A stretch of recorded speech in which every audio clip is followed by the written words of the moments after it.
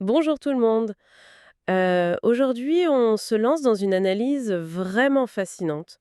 On va parler de santé mentale et plus particulièrement de la bipolarité. Ouais, c'est un sujet qui est souvent très mal compris en fait. Exactement. Donc, notre mission pour cette exploration approfondie, c'est de dépasser les clichés. On se base sur des ouvrages psychiatriques, des témoignages et surtout le livre du docteur Christian Gay qui s'intitule Vivre avec des hauts et des bas. Un ouvrage de référence vraiment, parce qu'il met des mots très clairs sur une réalité neurobiologique très complexe. C'est ça. Et le titre de notre audio aujourd'hui, c'est le thermostat déréglé du cerveau bipolaire. C'est une métaphore qu'on retrouve dans nos sources et qui m'a beaucoup marqué. Imaginez une maison en plein hiver, il fait un froid glacial, et paf, le chauffage se bloque à fond. Voilà, ou à l'inverse, la clim qui s'emballe en pleine canicule estivale. C'est vraiment la meilleure image pour expliquer que ce n'est pas juste une météo émotionnelle classique, hein. Le thermostat interne est littéralement cassé. Mais attendez, comment un cerveau arrive à casser son propre thermostat? Je veux dire, souvent les gens vivent des années sans aucun problème. Mais c'est ce que la psychiatrie appelle l'embrasement ou l'effet Kindling en anglais. En fait, c'est une collision. Vous avez une vulnérabilité génétique qui dort, et puis des stress environnementaux viennent percuter ça. D'accord. Donc c'est un gros choc qui déclenche tout. Au tout début de la maladie, oui, généralement il faut un choc important. Mais le vrai problème, c'est la suite. C'est la répétition des petits stress du quotidien. Ces micro-stress vont progressivement modifier la chimie et même la structure des neurones. Structure physique change vraiment. Ce n'est pas juste psychologique, genre une mauvaise passe ou une grosse accumulation de fatigue. Non, non, pas du tout. Le cerveau devient physiquement hyper réactif. Chaque nouveau micro-stress modifie le câblage neuronal et abaisse le seuil de tolérance de l'individu. J'avais une analogie en tête en lisant ça.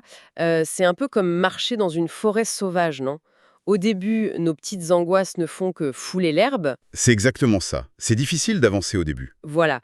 Et à force de prendre exactement ce même chemin à chaque contrariété, la piste en terre devient une véritable autoroute goudronnée vers la crise. Et le danger absolu de cette autoroute, c'est que le cerveau finit par la prendre tout seul. Arrivé à un certain stade de la maladie, la personne va décompenser spontanément. Sans même qu'il y ait un nouveau stress extérieur. Absolument. Elle peut plonger dans une dépression sévère ou une phase maniaque, sans aucun déclencheur externe. Le thermostat s'emballe tout seul, quoi. Mais du coup, c'est terrifiant. Si le cerveau a littéralement goudronné cette autoroute vers la crise, est-ce qu'on peut la détruire? Il y a un espoir de guérison possible? C'est là qu'intervient l'approche révolutionnaire du docteur Christian Gay et de la psychoéducation. Son manuel en 15 séances montre qu'on ne peut pas juste distribuer du lithium et croiser les doigts en espérant étouffer le problème. Il faut aller plus loin que les médicaments donc. Exactement. Le but, c'est d'enseigner au patient la mécanique intime de sa propre maladie. On fusionne la théorie savante des médecins avec la théorie profane, c'est-à-dire le vécu quotidien de l'individu. Mais concrètement, comment le fait d'apprendre des concepts médicaux permet de réparer un thermostat déréglé? Prenez l'outil central de cette méthode, l'agenda de l'humeur. En notant chaque jour la qualité de son sommeil et son énergie, le patient va repérer des micro-signaux. Genre, s'il se réveille à 4 heures du matin, 2 jours de suite, plein d'idées de projets. Voilà. Grâce à la psychoéducation, il sait que son cerveau s'approche de la bretelle d'accès vers la manie. Et il peut agir. Il peut modifier son rythme, éviter les stimulants ou ajuster son traitement avec son médecin. Et ça avant même que la crise n'éclate. Il passe de victime passive à pilote actif. C'est fascinant parce que ça donne une explication concrète à cet espoir de guérison dont parlent toutes nos sources.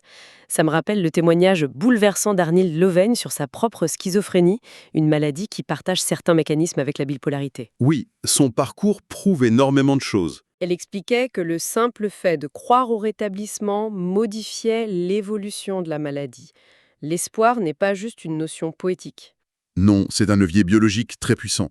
Quand on refuse de condamner un patient à l'incurabilité, on fait chuter son niveau de stress chronique. Ce qui réduit le taux de cortisol, j'imagine. Tout à fait. Et ça protège la plasticité du cerveau. En plus, le patient adhère infiniment mieux à son traitement complexe quand il sait que l'objectif n'est pas juste de survivre sous une camisole chimique, mais d'atteindre une vraie rémission fonctionnelle complète, retrouver un métier et une vie sociale. Ces connaissances sont vraiment indispensables, surtout quand on sait que près de 5% de la population est touchée par ces troubles. 5%, c'est énorme, oui. Comprendre qu'il s'agit d'une mécanique neurobiologique, Ça permet d'éliminer définitivement la stigmatisation. On arrête d'y voir une faiblesse morale pour enfin offrir un soutien concret. La volonté seule ne guérit pas un trouble bipolaire, mais les méthodes d'apprentissage et d'observation prouvent que l'on peut dompter sa propre biologie. Ce qui m'amène à une réflexion finale assez vertigineuse pour clore cette analyse. Si la psychoéducation permet à des personnes souffrant de troubles psychiatriques très sévères de reprendre le contrôle d'un thermostat gravement endommagé, ces mêmes méthodes d'auto-observation ne recèlent-elles pas la clé pour permettre à n'importe quel individu de mieux maîtriser ses propres tempêtes émotionnelles au quotidien?